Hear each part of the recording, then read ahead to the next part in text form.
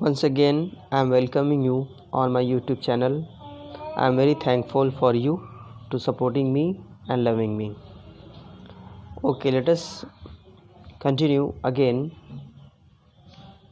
Key features of the democracy. In this session, in this video, let us talk about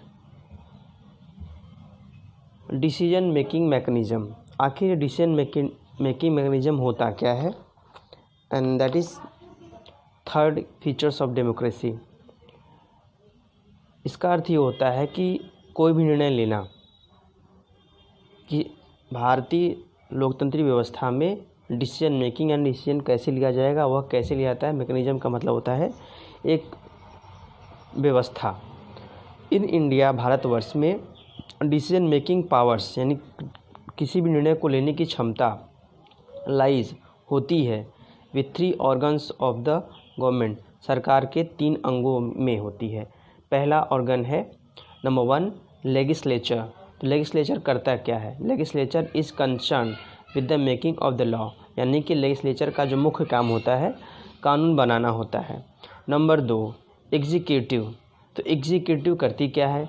executive deal with the actual execution of the law, यानी executive यह ध्यान रखता है कि वास्तव में जो नियम बनाए गए हैं या बनाए जा चुके हैं उनका पालन हो रहा है या नहीं हो रहा है, क्या उसको लोग व्यवहारिक धरातल पर वह है या नहीं है, केवल लॉ बन के ही पड़ा हुआ है.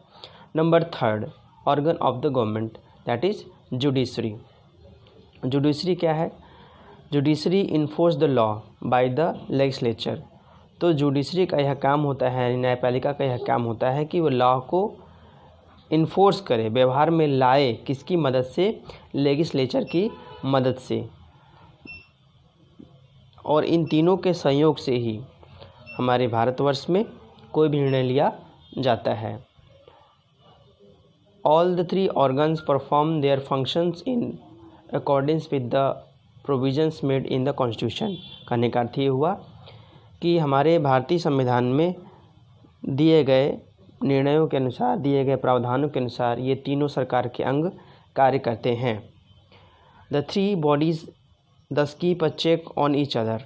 और ये जो तीनों ऑर्गन हैं सरकार के, लेजिस्लेचर, एग्जीक्यूटिव, जुडिशरी, ये तीनों एक दूसरे पर नियंत्रण रखते हैं. कोई किसी से छोटा नहीं, कोई किसी से बड़ा नहीं. The court of justice are fully independent of the other branches of the government. करने का अर्थ ये हुआ कि जो न्यायपालिका है वह लेजिस्लेचर और एग्जीक्यूटिव से स्वतंत्र होती है, इस पर कोई किसी तरह का भार नहीं होता है. The executive is answerable to the legislature. Executive उत्तरदायी होती है लेजिस्लेचर के प्रति, वाइल जबकि जुडिशरी कीप इंडिपेंडेंट, और न्यायपालिका को स्वतंत्र रखा गया है. अब अगले की फीचर्स की बात करते हैं. एकोमोडेशन ऑफ डिफरेंसेस, यानी कि स्थान देना. एकोमोडेशन मतलब स्थान देना, ऑफ डिफरेंसेस अलगावों का. और जैसा आप सभी जानते हैं कि हमारा देश बहुत सारी विविधताओं से भरा हुआ है.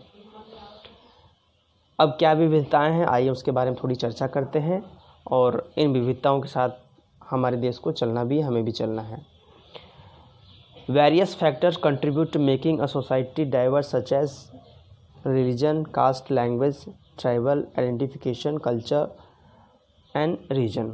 यानी हमारे यहाँ जो विविधता है वह भाषा के नाम पर है, कास्ट के नाम पर है, ट्राइबल कम्युनिटी के नाम पर है, अपने कल्चर के नाम पर है और क्षेत्र के नाम पर है. So it is essential to accommodate in interest of the various social identities in order to avoid any conflict among the people. इसका अर्थ हुआ कि हमारे देश में इस तरह के प्रावधान किए गए हैं कि इन सभी विविधताओं के बाद भी हमारे आपस में किसी तरह के मतभेद या झगड़े आपस में न हों. यह पूरा प्रावधान किया गया है. जैसा कि हम सभी जान चुके हैं, जानते हैं कि आपका देश, हमारा देश लॉट ऑफ डाइवर्सिटी से भरा पड़ा है. India is a secular country. Bharat एक धर्मनिरपेक्ष देश है. इसका मतलब ये हुआ कि हमारे देश में किसी भी धर्म को बहुत ज़्यादा महत्व नहीं दिया जाता है, सभी धर्म को ये समान रूप से देखा जाता है। Every person is free to practice, हर व्यक्ति को यह अधिकार है कि वह प्रैक्टिस करे, यूज़ करे एंड प्रीच हिज और हर रिलीजन, अपने धर्म का उपदेश दे या उसको आगे बढ़ाए। All religion are treated equally, सभी धर्मों को समान रूप से समझा जाता है। And all the group of the people who are socially और economically backward due to centuries of exploitation are given special concession by the government. इसका मतलब ये हुआ कि हमारे देश में कोई व्यक्ति सामाजिक और आर्थिक रूप से या कोई समूह पीछे है तो उसको एक स्पेशल विशेष तरह का प्रावधान करके उनको आगे लाने का प्रयास किया जा रहा है। इन बातों में कुल मिला के ये समझ में आता है कि भारत सरकार ने भारतीय संविधान व्यवस्था में या लोकतंत्र में सभी विविधताओं को साथ में लेने का प्रावधान किया गया है और इसी को हम कहते हैं एकोमोडेशन ऑफ डिफरेंसेस, यानी विभिन्नताओं को साथ में लेके चलना या रहना। अब अंतिम और महत्वपूर्ण क्या features of democracy, enhance human dignity, यानी मनुष्य की जो पहचान है उसको महत्व दिया जाना। अब कैसे, जैसा कि हम we have read caste, gender and religion में play important role in the determination whether और not people are treated equally. कभी कभी हम ये सुनते हैं, देखते हैं, समझते हैं कि जाति, धर्म और कास्ट और जेंडर भी हमारे साथ अच्छा व्यवहार हो रहा है या नहीं हो रहा है, समानता मिल रही नहीं मिल रही, सब बातों पर निर्भर करता है।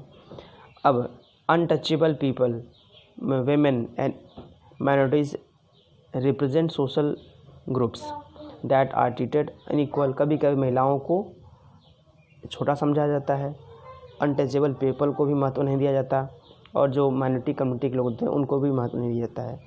फिर लेकिन whenever they are treated unequal their identity is violated। जब कभी हम ऐसा करते हैं तो हम कहीं ना कहीं उनके आइडेंटिफिकेशन को, उनकी जो पहचान है उसको हम दरकिनार करते हैं।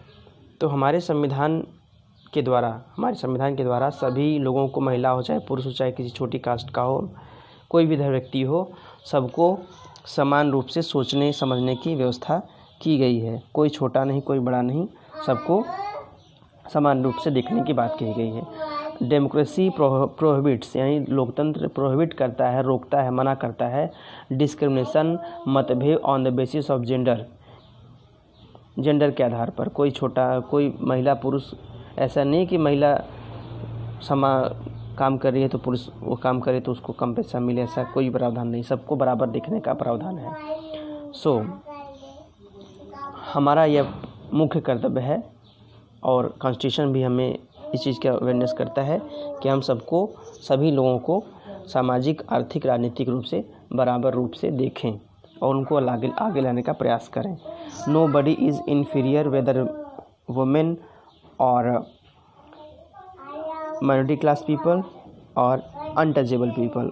Every individual is special and every individual have special qualities to contribute the development of the nation. हर व्यक्ति के पास स्पेशल योग्यता होती है जिसके द्वारा हमारे राष्ट्रीय हित में काम करने के लिए या राष्ट्रीय हित को आगे लाने में सक्षम होता है।